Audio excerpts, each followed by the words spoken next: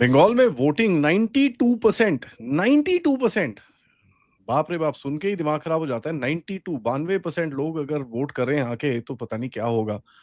लेकिन कुछ जगहों के अंदर कुछ वायलेंस भी हुई, लोग पत्थरबाजी कर रहे थे, डंडाबाजी कर रहे थे, क्या-क्या कर रहे थे, हमने सब कुछ देखा। आइए बात करते हैं ओमकार जी से, समझते हैं इसका क्या मतलब है। नमस्कार, जय हिंद, जय Bharat and welcome to deaf talk sir. नमस्कार। बहुत धन्यवाद बुलाने के लिए आदि जी।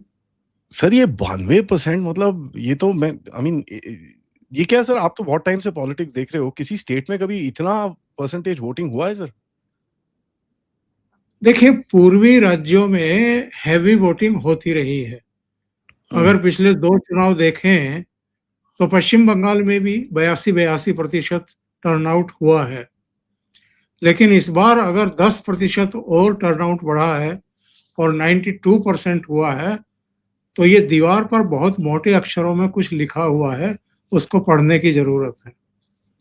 एक तो एसआईआर की वजह से जो फेक वोटर थे वो निकल गए, जो अब इस दुनिया में नहीं है और मतदाता सूची में थे वो निकल गए।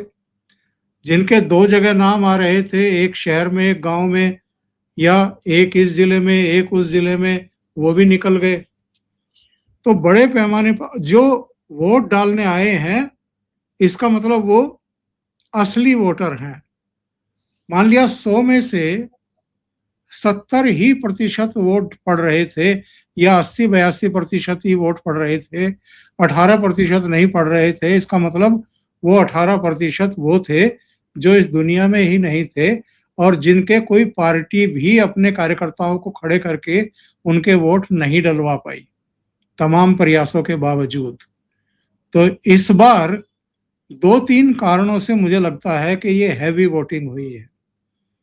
एक, जब किसी को विदा करना होता है तब हैवी वोटिंग होती है।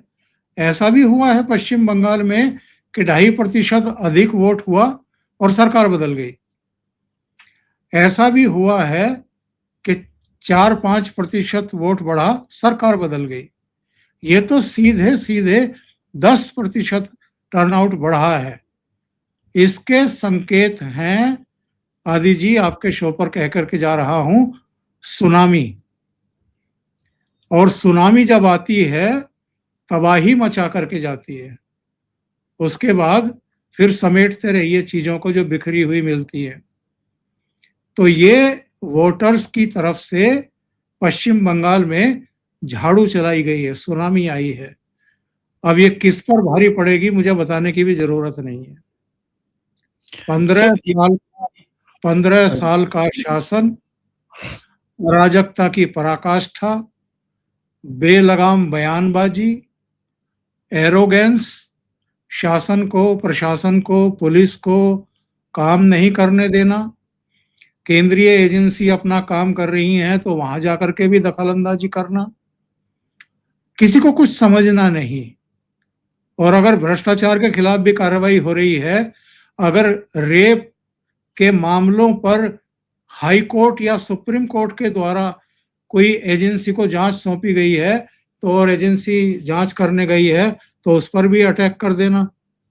ये सारी चीजें पब्लिक देख रही थी, और कम से कम पिछले दो चुनाव का तो मैं गवाह हूं, जब बेतहाशा हिंसा हुई, चुनाव पूर्व हिंसा हुई, लोगों की डेड बॉडीज पेड़ पर लटकी हुई मिली, उनकी हत्याएं कर दी गई, उनके घरों में घुस करके हत्याएं की गई।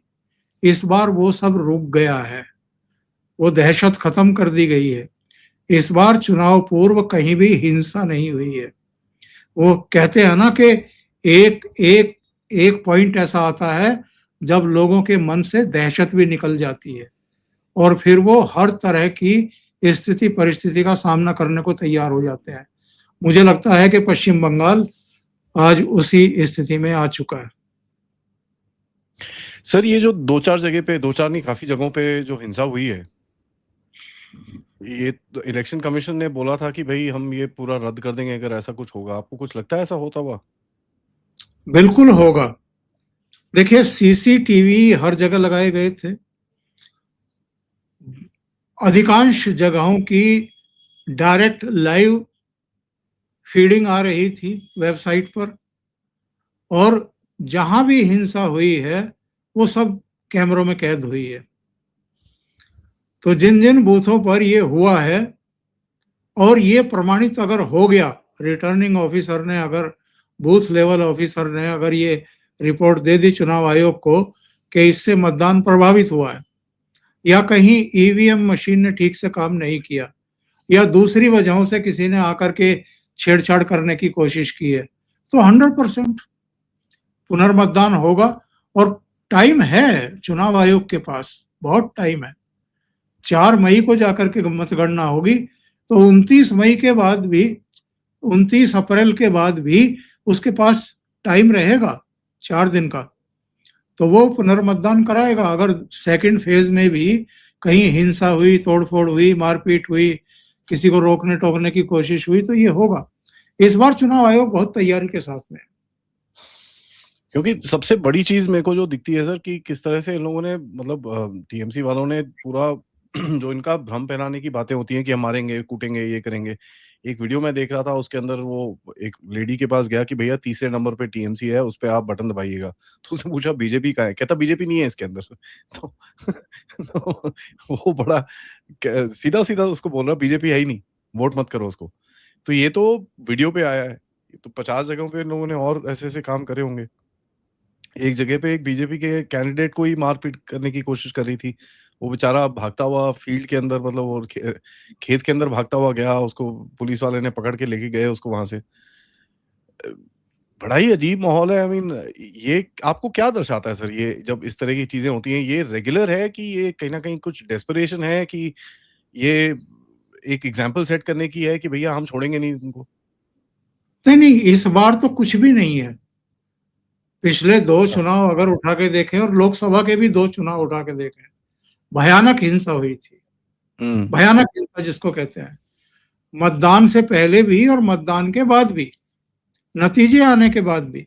2021 में तो नतीजे आने के बाद ही हिंसा हुई थी, हुँ, जब करीब 5,000 लोगों को परिवार के साथ बंगाल और अपना घर-बार सब कुछ छोड़-छाड़ करके असम जाना पड़ा था, और वहाँ हिमंता बिस्वा शर्मा के राज्य में शरण लेनी पड़ी थी। बाद में जगदीप धनखड़ जो राज्यपाल थे, वो इनसे विमान माँगते रह गए। ममता बनर्जी ने उनको विमान भी नहीं दिया। वो उनके पास जाना चाहते थे। फिर केंद्र सरकार ने बीएसएफ का विमान उपलब्ध कराया था, और तब धनखड़ साहब असम में विस्थापितों से मिलने के लिए गए थे, जो पलायन कर गए थे उनसे। हर बार हिंसा का नंगा नाच हुआ करता था। इस हुँ। बार तो बस वो मुर्शिदाबाद में समझ लीजिए एक बमबाजी की घटना कल हुई थी, और 2-4 जगहों पर आज छुट-पुट हुई है। इसको मैं हिंसा भी मानने को तैयार नहीं हूँ। तो थोड़ा बहुत जो हुई है मारपीट, उसको अब चुनाव आयोग देख लेगा, निपट लेगा। इसमें सर अगर आप थोड़ा-सा ध्यान से देखें, जिस तरह से ये पूरा मतलब माहौल बनाया है इन लोगों ने और जिस तरह से मैं टीएमसी की बात कर रहा हूँ, जो मतलब दीदी के जो आखिर में दीदी तो क्या बोलूँ, दीदी बोल के भी शर्म आती है उसको।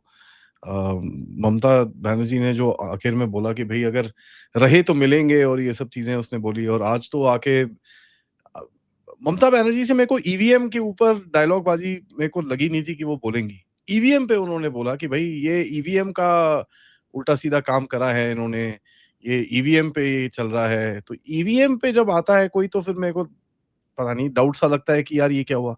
एक ये स्टेटमेंट, दूसरा राहुल गांधी की तरफ से जो स्टेटमेंट आया कि साहब ममता बनर्जी अगर एक साफ-सुथरी सरकार चलाती तो यहाँ पर बीजेपी को अपॉर्च्युनिटी नहीं मिलती। नाउ ये 2 स्टेटमेंट्स को आप किस तरह देखते हैं सर? क्योंकि राहुल गांधी की तरफ से तो बोलते हैं कि पोलराइज़ ममता बनर्जी ने करा इस इलेक्शन को, तो तभी ये बीजेपी घुस गई है इसके अंदर।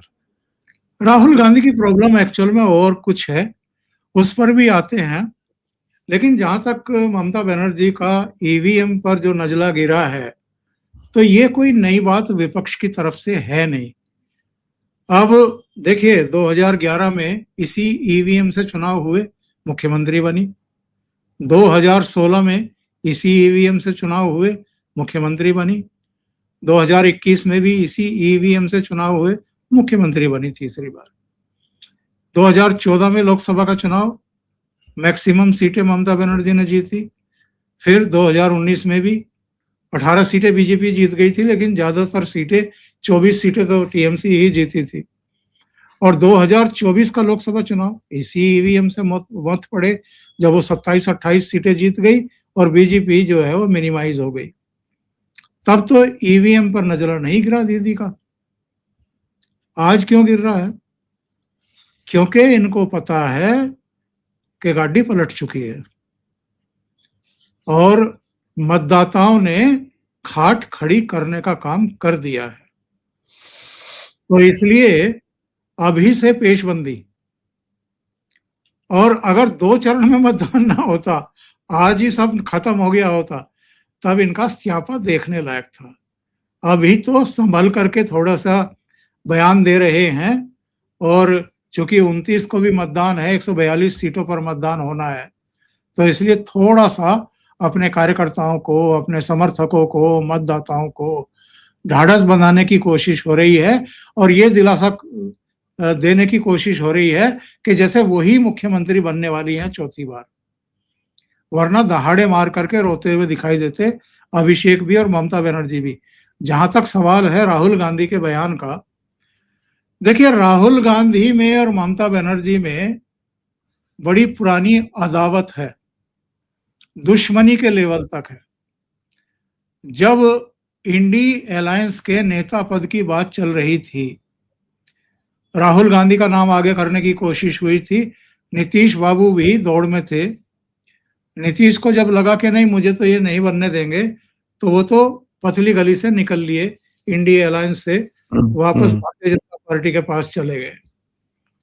कांग्रेस में सोनिया गांधी के नाम पर तो तैयार थे इंडिया अलायंस के बाकी घटक दल, शरद पवार भी, अखिलेश यादव भी, ममता बनर्जी भी, सारे लोग, लेकिन राहुल गांधी के लिए बिल्कुल तैयार नहीं। बल्कि राहुल गांधी पर तो एक बड़ा फायरी स्टेटमेंट दे दिया था ममता बनर्जी ने कि जो आदमी 50% समय विदेशों में रहता हो, वो क्या विपक्ष में एका करेगा और संवाद करेगा और मीटिंग करेगा और समन्वय करेगा।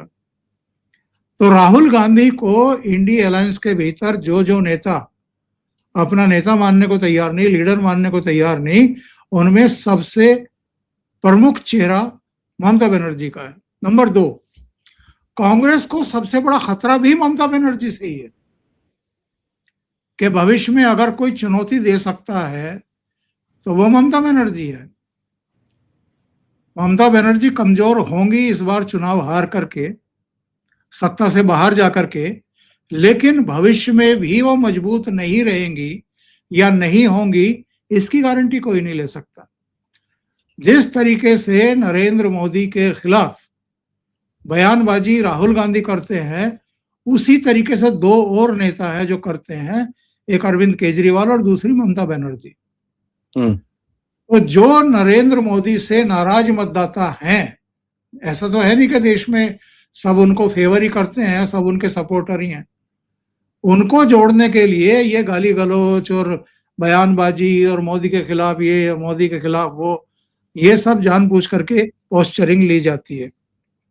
तो राहुल गांधी को लगता है कि ममता बनर्जी अगर आज कमजोर हो गई हैं, सत्ता से बाहर जा रही हैं, तो एक धक्का इनको और लगाओ, पुश करो, ताकि ये अच्छे तरीके से बाहर जाए। तो अभी 29 तारीख का मतदान बाकी है, उससे पहले राहुल गांधी की बयानबाजी ये शो करती है कि ममता आउट हो चुकी है और भारतीय जनता पार्टी सत्ता में आ रही है।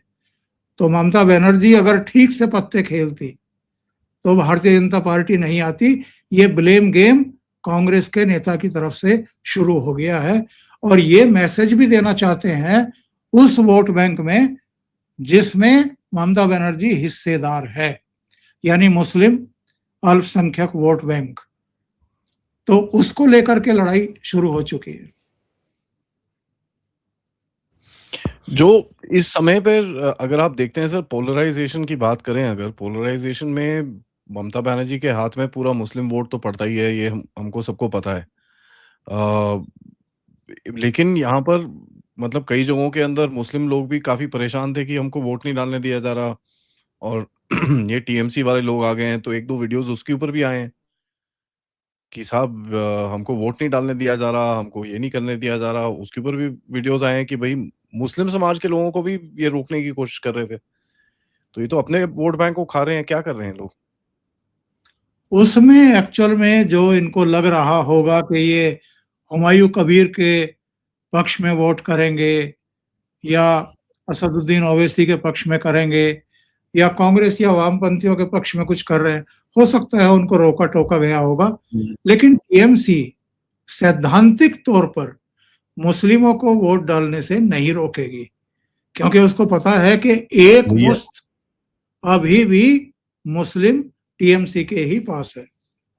करेक्ट। आज अमित शाह साहब ने बड़ा एक इंटरेस्टिंग स्टेटमेंट दिया वहां पर खड़े होके, कि साहब ये जितने भी लोग हैं जिन्होंने ये चीजें करी हैं कि दीदी के जितने भी गुंडे हैं वो 29 तारीख को बाहर ना निकले। आरामबाग में अगर किसी लोगों को तंग किया गया तो हम उनको उल्टा उल्टा टांग देंगे। मैंने कभी उनसे ये उनके उनके मुंह से ऐसी लैंग्वेज सुनी नहीं है, बट इंटरेस्टिंग टाइम आया। तो ये वायलेंस के जब न्यूज आनी शुरू हुई उसके बाद का स्टेटमेंट है। तो कुछ आपको दिखता है कुछ बीजेपी वाले इसमें कुछ करने वाले हैं? नहीं, देखिए, सबको लग रहा है कि बीजेपी सत्ता में आ रही है और सत्ता में आ रही है तो जाहिर है पावर उसके हाथ में रहेगी। पावर उसके हाथ में रहेगी जो गुंडागर्दी करेगा, जिसने अभी आज पहले चरण में करने की कोशिश की, कहीं कहीं, ज्यादा नहीं, और उनको भी चेतावनी दी गई है और कुछ कुछ और सूचनाएं भी आई हैं, घरों में जाकर के धमकाने की कोशिश हुई है। अब हर जगह तो सीसीटीवी लगे नहीं है, हर जगह तो सीआरपीएफ और केंद्रीय बल तैनात नहीं किए जा सकते। कुछ कुछ सूचनाएं आई हैं तो उनको चेतावनी दी गई है। जहां तक अमित शाह के इस तरह के बयान देने का प्रश्न है, तो उनका बयान है कि अगर किसी ने ऐसा कुछ किया तो उसको उल्टा लटका करके सीधा करेंगे। तो ये इस तरह के बयान कभी कभी चुनाव के मौसम में दिए जाते हैं और ये इंटरेस्टिंग बयान होते हैं, इनकी चर्चाएं होती है, इनका असर होता है, प्रभाव होता है। अपने समर्थकों का भी मनोबल बढ़ाने के लिए ये चीजें की जाती हैं, बयान दिए जाते हैं, और सामने वाले का मनोबल तोड़ने के लिए भी, चेतावनी देने के लिए भी किया जाता है। बाबा तो यानी योगी आदित्यनाथ तो काफी कुछ कहा है, और हिमंता बिस्वा शर्मा, हिमंता ने तो ये कह दिया कि कौन है ये हुमायूं कबीर। आज ये बाबरी मस्जिद की बात कर रहा है, कल को जहांगीर की बात करेगा, परसों औरंगजेब की बात करेगा, फिर ये अकबर बीरबल की बात करेगा। इनको कोई और काम धंधा नहीं है क्या? और योगी आदित्यनाथ कह आए थे कि ये जो माफिया और मौलाना है, ये 4 मई के बाद सड़कों पर झाड़ू लगाते हुए दिखाई देंगे, आपकी चाटुकारिता करते दिखाई देंगे। तो ये बयान बड़े सोच समझ करके दिए जाते हैं चुनाव के टाइम पर। इनका एक मैसेज दिया जाता है, और जो एक दहशत पैदा करने की कोशिश की जाती है सत्तारूढ़ दल की तरफ से, उसकी काट के तौर पर इसको रणनीतिक तौर पर माना जाता है कि ये बयान दिए जा रहे हैं, ये विश्वास दिलाने के लिए कि ये अब जा रही हैं, हमारी सत्ता आ रही है, और उसके बाद इनका रूप देखना, जो माफिया है इनका रंग देखना, इनका बदलता हुआ आचरण देखना, ये सब सड़कों पर आपको झाड़ू लगाते हुए दिखाई देंगे। अभी सर 29 तारीख को दूसरा चरण है ना। अगर 29 तारीख को इनके कार्यकर्ता, जो टीएमसी के कार्यकर्ता हैं, अगर ये बाहर नहीं निकलते, लेट्स से अगर ये बड़े जोर से निकलते हैं, तो इनको मेरा मतलब लॉजिक ये कहेगा कि अगर ये पूरे जोर शोर से बाहर निकलते हैं तो ऐसा लगेगा कि भाई इनको लगता है कि भाई पिछला इलेक्शन इनके इनके पास आ रहा है, तो अगर थोड़ा धमका वमका के इसको थोड़ा पुश कर दो तो खींच लेंगे। अगर ये बाहर नहीं निकलते, इसका मतलब ये है कि इन्होंने हार मान ली है। क्या मेरा ये एनालिसिस ठीक रहेगा सर? नहीं, बाहर तो निकलेंगे, वो बाहर तो निकलेंगे, क्योंकि जो उनका चरित्र है, मूल चरित्र है, वो गुंडागर्दी करने का है, धमकाने का है, और अपनी पार्टी के लिए, ममता बनर्जी के लिए जितना संभव हो सकेगा इस बेहद कड़े सुरक्षा बंदोबस्तों के बीच में वो कुछ ना कुछ तो करने की कोशिश करेंगे। लेकिन ये भी बात ठीक है कि ये जो बाकी का अब 142 सीटें बची हैं, ये ममता बनर्जी का गढ़ माना जाता रहा है। अगर पिछले चुनाव भी हम देखें 2021 के, तो जो 152 सीटों पर आज मतदान हुआ है, इन 152 में से भारतीय जनता पार्टी को 77 सीटें आई थी। इन 77 सीटों में से 58-59 सीटें यहीं से आई थी जहां आज मतदान हुआ है। इसका मतलब मैक्सिमम सीटें यहीं से आई थी। और जो अगले चरण में मतदान है, क्योंकि है तो बंगाल का ही हिस्सा ना, तो अगर यहां पर ये माना जा रहा है कि इस बार 58-59 के बजाय 100 क्रॉस करने जा रही है 152 में से भारतीय जनता पार्टी, तो फिर हम ये नहीं मान सकते कि जो बाकी के 142 बचे हैं वहां पर भारतीय जनता पार्टी सुप्त अवस्था में रहेगी। बदलाव वहां भी दिखाई देगा और बौखलाहट टीएमसी की वहां भी दिखाई देगी, इनके गुंडों की बौखलाहट दिखाई देगी। तो कारस्तानी तो करेंगे, लेकिन इस बार चूंकि सीआरपीएफ और केंद्रीय बल बहुत बड़ी संख्या में लगाए गए हैं, चुनाव आयोग बहुत तैयारी के साथ आ रहा है, इसलिए छितेंगे भी और पीटेंगे भी, दोनों काम होंगे। इसमें सर आप इसको जरा थोड़ा सा और बाहर निकल के देखते हैं। इस जगह के अंदर, वेस्ट बंगाल के अंदर जो लोग हैं, और वो हर लोग अभी परिवर्तन चल रहा है चारों तरफ से। एक ही वो नैरेटिव है कि परिवर्तन की तरफ जाना है, हमको चेंज करना है। बट लोग ये नहीं बोल रहे कि किस चीज का परिवर्तन करना है, क्योंकि परिवर्तन तो ममता बनर्जी भी बोलती है कि परिवर्तन रैली और ये सब चीजें। तो एक बड़ा ये बीच में आके जो अभी तक स्टेटमेंट लोगों के बाहर निकल रहे हैं, इट्स वेरी बोलते हैं ना, कहीं इसको पूरी तरह से डिसाइफर नहीं कर सकते। इसका मतलब लोगों के अंदर एक वो भय तो है कि यार अगर हमने कुछ बोल दिया ये साले आके हमको मारेंगे। एक वो भय है, मतलब भय अभी तक गया नहीं है इनके दिमाग से। क्या मैं सच ठीक बोल रहा हूँ सर? आदि जी, पहले तो लोग इतना भी नहीं बोलते थे, हाँ, एकदम चुप रहते थे, खामोश रह करके निकल जाते थे। उनको पता था कि अगर इनको पता लग गया कि हमने बीजेपी को वोट दिया है तो पिटाई, नुकसान, घरों में आगजनी, दुकानों में लूटपाट, ये करेंगे और माँ बहन बेटियों पर हाथ भी डालेंगे, बदतमीजी करेंगे। इस बार वो बहन निकल गया है, वरना इतनी लंबी लंबी लाइनें ना लगती और 92% टर्नआउट ना होता। इस बार ये भय निकला है। इस बार परिवर्तन का मतलब ममता बनर्जी को ही बदलने की बात है, किसी और को नहीं। इस बार मैं उत्तरपाड़ा के कुछ वीडियोस देख रहा था धीरेन्द्र पुंडीर के, और उन्होंने करीब 12-14 लोगों से रास्ते पर चलते चलते रोक करके बात की है। उनमें से एक बंदे को छोड़ करके सबने कहा कि भारतीय जनता पार्टी। उत्तरपाड़ा में, बंगाल में इस बार बंगाल ने मन बनाया है कि यार बहुत हो गया ना, 15 साल हो गए, कुछ कर तो रही नहीं है, रोजगार नहीं है, विकास नहीं है, सड़कें नहीं, सुविधाएं नहीं, हेल्थ नहीं, एजुकेशन नहीं, पानी का प्रबंधन नहीं, कुछ नहीं। और ऊपर से हर चुनाव के बाद उनकी पिटाई छिताई अलग से कर दी जाती है। तो एक एक स्टेज होती है ना कि दहशत निकल जाती है आदमी के मन से कि ठीक है यार, ये सब होना ही है तो इसका एक बार सामना करो। तो वही सीन इस बार पश्चिम बंगाल में हमें दिखाई दे रहा है।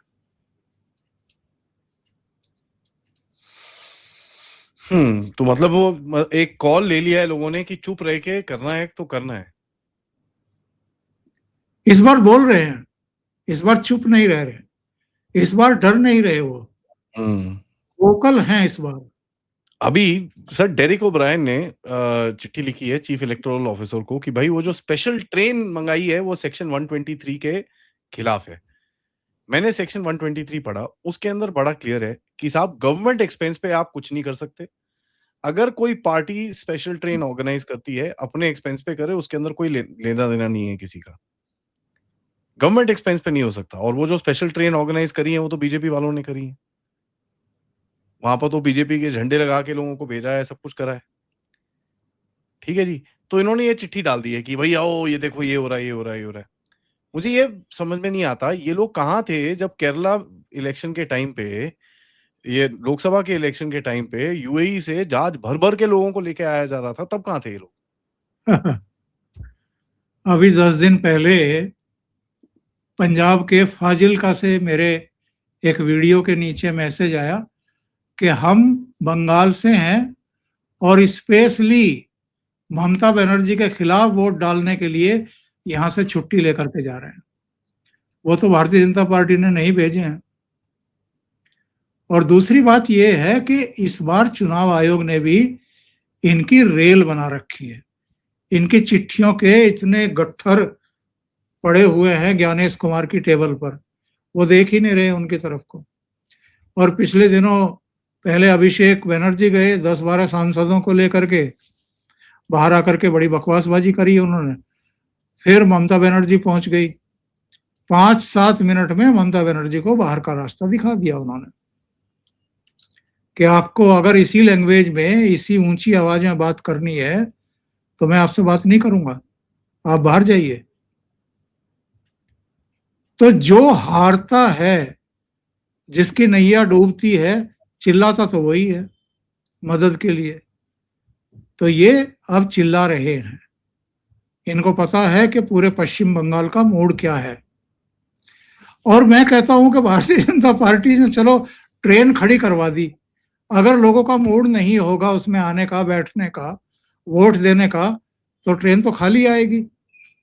उसमें लोग आ रहे हैं, वापस जा रहे हैं, वोट डाल रहे हैं।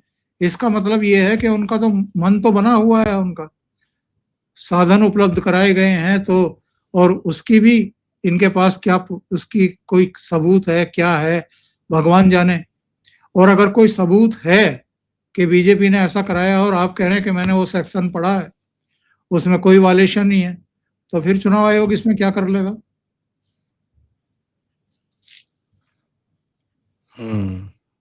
क्योंकि इसके अंदर मेरे को तो यही दिखता है सर, ये अभी बहुत चिट्ठियां लिखेंगे, ओ जी हाँ, देखो यहाँ पर हुआ, यहाँ पर ऐसा हुआ, यहाँ पर ऐसा हुआ, देखो जी इनके साथ ये करा। ये तो ये चिट्ठियां लिखने का पूरा काम किया जाएगा कि भैया किस तरह से इस चीज को रोका जाए, किस तरह से इसको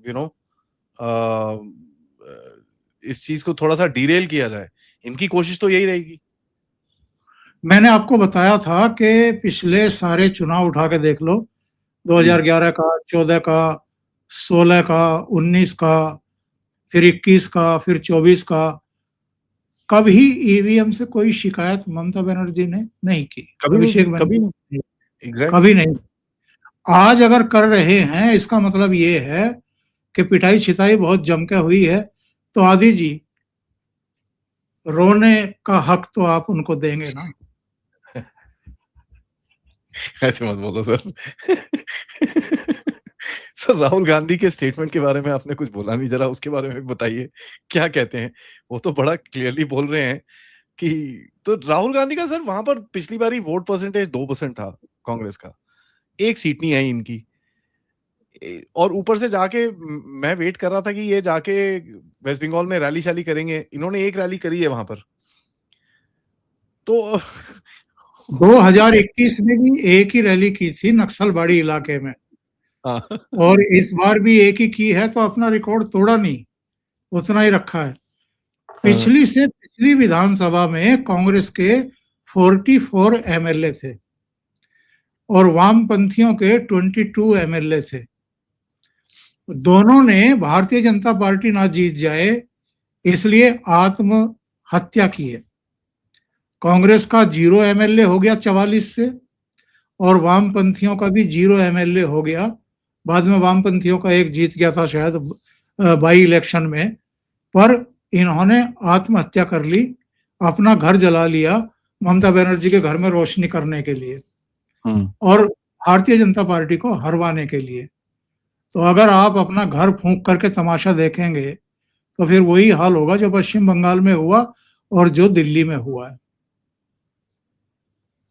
क्योंकि मेरे को तो एक ही चीज दिखता है सर कि इन लोगों की तरफ से जो मतलब डेस्परेशन तो बहुत दिखती है। एसआईआर के बाद से इनका रोना धोना। ममता बनर्जी एक सीजन पॉलिटिशियन है सर, वो सोच समझ के चालें चालें चलती है। वो खेल नहीं खेलती, वो चालें चलती हैं। बहुत सीजन पॉलिटिशियन है। ऊपर से आप देखें जो अमेरिका की तरफ से अमेरिका की तरफ से और डीप स्टेट की तरफ से ब्लूमबर्ग में, रॉयटर्स के अंदर, गार्डियन के अंदर बड़े-बड़े आर्टिकल लिखे गए कि देखो जी, इनके वोट काट दिए। आप सर विश्वास नहीं करेंगे, मैंने आज एक शाम को वीडियो डाला सवाल पूछ के कि साहब यूपी में 2 करोड़ लोगों के वोट कटे हैं। वहाँ तो आप नहीं बोल रहे कुछ भी, यहाँ पर 91 लाख में आप रो रहे हो। वेस्ट बंगाल इतना इम्पोर्टेंट क्यों है सर? और दुनिया के आंखों के आगे क्यों आ रहा है? यूपी में मेरे एक मित्र हैं, 98 में एमएलए चुने गए थे, रूप चौधरी नाम है, उनका भी वोट कटा है। और जो इस समय आपको बात कर रहे हैं ओमकार चौधरी, मेरा भी वोट कटा है। हाँ। तो हम तो छाती नहीं पीट रहे, हम तो रो नहीं रहे हैं। हम तो ये मान करके चल रहे हैं कि इतनी बड़ी व्यवस्था में कुछ काली भेड़ें बैठी हुई हैं जो या तो लापरवाही करती हैं या जानबूझ करके किसी के हाथों में खेल रही हैं। तो चलो एक बार वोट कट गया, उसको जुड़वा लेंगे, कोई दिक्कत नहीं है। लेकिन ये साला गार्जियन वाले कौन होते हैं भाई, प्रमाण पत्र देने वाले? या डीप स्टेट कौन होता है ये कहने वाला कि ममता बनर्जी के वोट कट गए? Who are you? तुम्हारा मतलब क्या है? तुम वहां जहां बैठे हो वहां का देखो ना भाई। हमारे तुम अपने ब्रिटेन देशों के अंदर बिना वोटर आईडी के वोट करते हैं सर लोग। वही मैं कह रहा हूँ, गार्जियन को ब्रिटेन का चिंता करना चाहिए, ना कि पश्चिम बंगाल का करना चाहिए। डीप स्टेट को अमेरिका की चिंता करनी चाहिए, वहां पर क्या गुल खिल रहे हैं। तो ये पश्चिम बंगाल में आकर के मुंडी क्यों घुसा रहे हैं? तो ये एक्चुअल में क्या है कि सब मोदी विरोधी हैं और इनको लग रहा है कि मोदी राज्य दर राज्य मजबूत होते जा रहे हैं। 2024 के लोकसभा चुनाव में एक झटका सा लगा था, ये खुशी से उछल पड़े थे, इनकी आंखों में आंसू आ गए थे सबकी। इनको लगा था कि मोदी कमजोर हो गए, लेकिन मोदी तो कमजोर नहीं हुए। 240 सीटें आने के बाद भी धड़ल्ले से सरकार बना रहे हैं, धड़ल्ले से फैसले कर रहे हैं, मजबूती से फैसले लेते हैं। और उसके बाद 6 राज्यों के विधानसभा चुनाव हुए, 4 में भारतीय जनता पार्टी के मुख्यमंत्री बन गए। जिस कांग्रेस पार्टी को, राहुल गांधी को ये लोग चाहते हैं, उसका कहीं खाता भी नहीं खोला। मुख्यमंत्री बनना तो छोड़ दीजिए, जम्मू कश्मीर में 90 सीटें हैं आदि जी, केवल 6 एमएलए जीते हैं कांग्रेस के। झारखंड में केवल 16 एमएलए जीते हैं। महाराष्ट्र में भट्टा बैठ गया, दिल्ली में खाता नहीं खुला। और अभी पश्चिम बंगाल में देख लेना, बिहार में 6 एमएलए जीत करके आए, एक मीटिंग बुलाई सारे एमएलए की। वहां जब राहुल गांधी मीटिंग लेने के लिए पहुंचे तो एक सोफे में वो 6 एमएलए बैठे हुए थे। तो राहुल गांधी ने कहा कि बाकी लोग नहीं आए क्या? तो उनको बताया गया बस यही है। तो ये तो इनकी हालत है जिस पर वो डीप स्टेट और ये सब पश्चिम का मीडिया दांव लगाए हुए है और उम्मीद लगाए हुए है। अभी पश्चिम बंगाल में सरकार बनने दीजिए, दहाड़े मार मार करके रोएंगे ये सारे। लास्ट में सर आपको ये जो तमिलनाडु में भी एक मैं पूछ लेता हूँ आपसे, वहां पर भी काफी वोटिंग जबरदस्त हुई है, बहुत जबरदस्त उधर पे वोटिंग हुई है। 80 उधर पे तो 82 से ऊपर चला गया है वहां भी। उधर पे विजय का वो एक फैक्टर है। कई लोग बोलते हैं विजय प्रशांत किशोर की तरह निकलेगा, आवाज बहुत है लेकिन काम कुछ नहीं है। कई लोग बोलते हैं ये थोड़ा-सा बीजेपी में से मारेगा, थोड़ा-सा बीजेपी मतलब एनडीए में से मारेगा और थोड़ा ज़्यादा डीएमके को डैमेज करेगा। आपको तमिलनाडु में क्या लगता है सर, किस तरफ जा रही है कहानी? देखिए, वहां स्टार्स का अपना एक जलवा तो रहा है अतीत में। बहुत सारे चेहरे वहां पावर में भी आए हैं, मूवी करुणा हाँ। से लेकर के जयललिता तक, और बहुत सारे चेहरे पावर में आए हैं, लेकिन कई फेल होते हुए भी देखे हैं। हुँ। और इनमें कमल हसन भी है, इनमें दूसरे लोग भी हैं जिनको लोगों ने मुंह ही नहीं लगाया। तो इनके बारे में भी मैं कोई बहुत ज़्यादा आश्वस्त हूँ नहीं। देखिए, आपको देखने के लिए स्टारडम की वजह से भीड़ आ जाए, धक्का-मुक्की हो जाए, वो एक अलग बात होती है। और आप में जो स्पार्किंग जयललिता में थी या दूसरे लोगों में थी और नेतृत्व देने की एक क्षमता भी हो, वो होना एक अलग बात होती है। उसका उसको अभी प्रूव होना बाकी है। मुझे लगता है कि ये चुनाव उसका है नहीं। खुड़का ज़्यादा है, विश्वास कम है।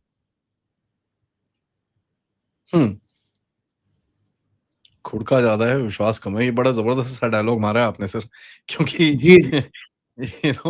मतलब आवाज ही आवाज है, बाकी कुछ नहीं है। हाँ, विश्वास ज़्यादा नहीं है। विश्वास ज्यादा नहीं है। एक चीज आप देखते हैं सर इसके अंदर कि तमिलनाडु में आवाज बिल्कुल नहीं है वहां पर, और बिल्कुल भी क्या नाम है उसका, कोई प्रोटेस्ट नहीं है, कोई पथराव नहीं है, कोई ये नहीं है। तो ये तो मतलब बंगाल में जो लोग आज टीएमसी के साथ खड़े हैं, इन इन लोगों को बड़ा क्लियरली ये दिखना चाहिए ना कि भाई साहब यहाँ देखो कुछ भी नहीं हो रहा उधर पे। अगेन मैं कहूँगा, इस बार पश्चिम बंगाल में कुछ भी नहीं हुआ है, बहुत कम हुआ है। और तमिलनाडु वगैरह वहाँ तो खैर उस तरह की चुनावी हिंसा का कोई रवायत रही नहीं है, परंपरा रही नहीं है। कुछ राज्य बदनाम रहे हैं उसके लिए, बिहार भी उनमें से एक था।